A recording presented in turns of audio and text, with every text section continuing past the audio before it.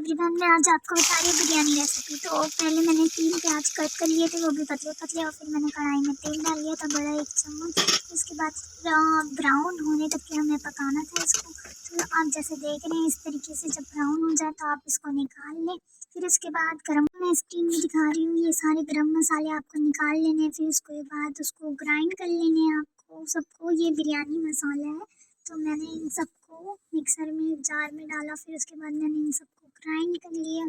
फिर उसके बाद मैंने अदरक लहसुन काट के रखे हुए थे, और 3 लहसुन पोती लेना था मुझे, तो वो छील लिए थे और काट लिए थे अदरक, और धो के फिर मिक्सर में मैंने इसको ग्राइंड कर लिया। फिर उसके बाद मैंने धनिया पत्ती और पुदीना तोड़ के रखे थे, उनको धो लिए थे।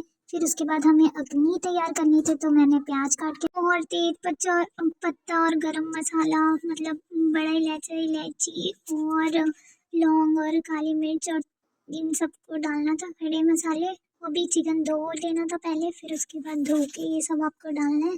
फिर मैंने इन सबको डाला, और फिर उसके बाद अदरक लहसुन का पेस्ट मैंने दाल के लिए भी अलग कर लिया था। तो ये जितना दिखना है उतना डालना है आपको अग्नि में।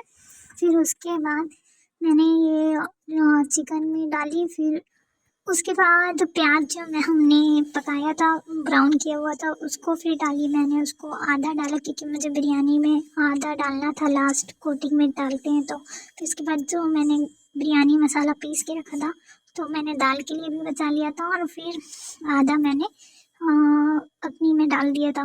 फिर उसके बाद मैंने सुहाना चिकन बिरयानी मंगाया था। फिर उसके बाद मैंने उसको 2 चम्मच डाला। फिर मैंने हल्दी मिर्ची वाला डिब्बा निकाल के रखी हुई थी, तो उसके बाद मैंने 2 चम्मच भर के मैंने मिर्ची डाली। फिर उसके बाद मैंने हल्दी डाला, वो भी 2 चम्मच, मतलब 1 चम्मच फुल डाली।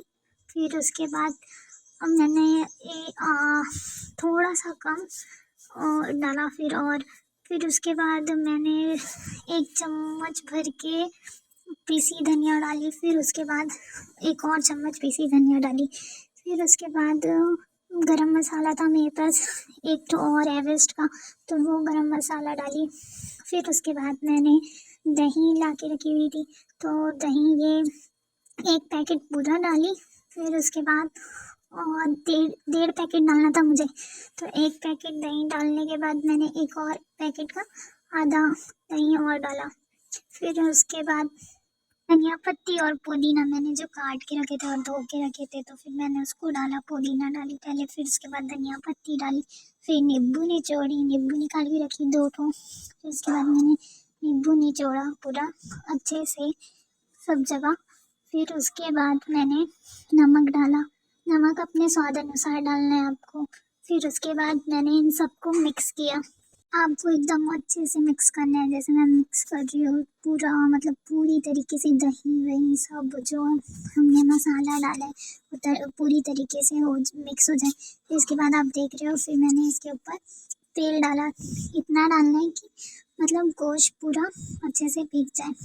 फिर इसके बाद और तेल डालने के बाद मैंने इसको बहुत अच्छे से मिक्स किया। फिर उसके बाद इतने अच्छे से मिक्स करना है कि तेल और दही सब अच्छी तरीके से मिक्स हो जाए। फिर उसके बाद इसको आधा घंटा के लिए छोड़ना है हमें, तो हमें ढक्कन लगा के इसे आधे घंटे के लिए छोड़ देना है, जिससे ये पूरी तरीके भीग जाए। वीडियो अच्छी लगी तो फॉलो मी।